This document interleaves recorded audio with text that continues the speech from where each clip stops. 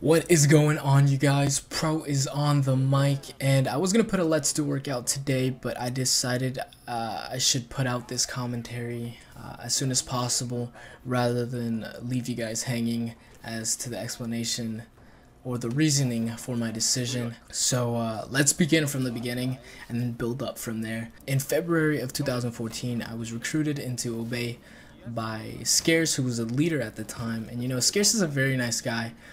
We kept in contact for the first month, and you know, we were thinking of doing like collaborations because he saw my videos from Freestyle Replay and he really liked what I did. But you know, I could tell that Scarce was a really busy guy, so eventually kind of the relationship I had established with him started to fade away. But you know, the core of this whole thing kind of starts during that first month. You know, when I was recruited, I was really hyped. I was like, oh my god, this is a great opportunity for me and whatnot. And you know, they really hyped me up. I was told, oh, you're gonna be mentioned on Twitter, we're gonna put you on the roster, you're gonna be on the Obey channel, yada yada yada. And some of those things didn't happen, but eventually it took almost a month for me to get to do a top 10 in Obey.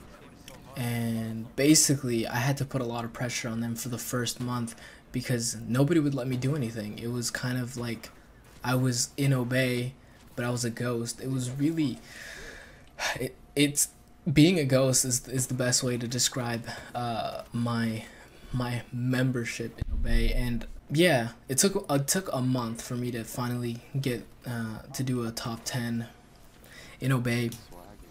And what I did to get that was I basically talked straight to Agony, and I told them like, hey, I'm in this clan. You guys recruited me because you guys wanted me to do commentaries, and if I'm not gonna be able to do commentaries, then there's no point in me being here.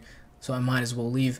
And I gave him that ultimatum. And you know, Agony is a very, very good leader. He tries to understand his members as much as possible, and he did. He gave me the chance, and he was like, all right, I'll let you do the top 10 and we'll see what happens from there.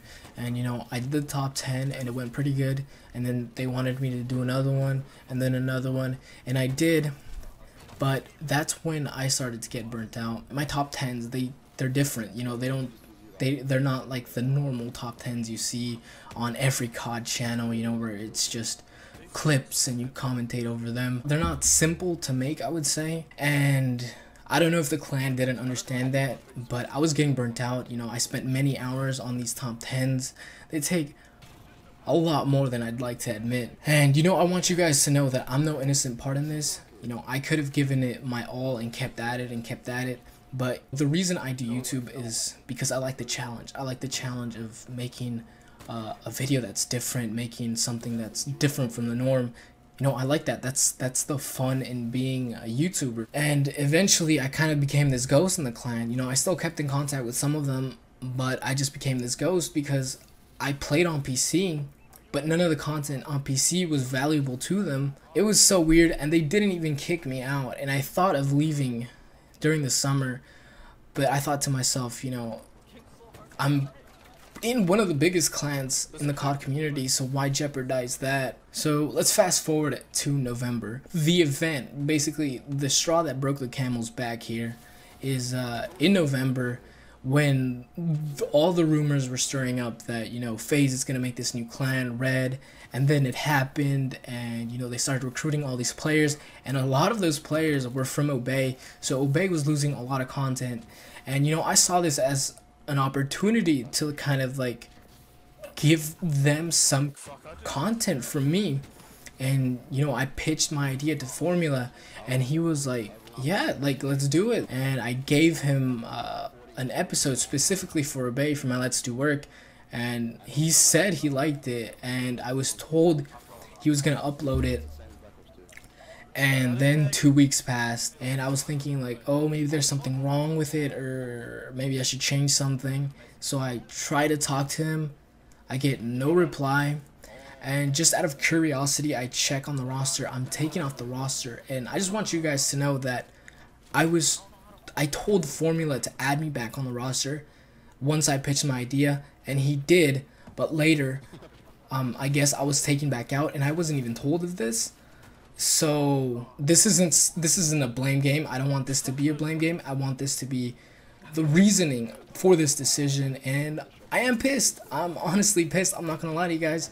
It sucks. So once I saw that, I tried to talk to Agony, and Agony would not respond. So by that time, I felt, you know what? I think it's the moment. I should move on, move forward, focus on my channel. And, you know, that's what I'm going to do. And, you know, although some things did happen and I appreciate it, it's definitely been a learning experience. You know, I'm not going to say, like, oh, it was a bad idea going into a bait. No, I actually gained a lot of experience from it. And, yeah, that's the commentary for today. Hopefully you guys enjoyed it. And until the next one, take care. I got a date with destiny. My heart says yeah, but can't convince the rest of me. I tried so hard to make it with no recipe. My selfish ways caught up and got the best.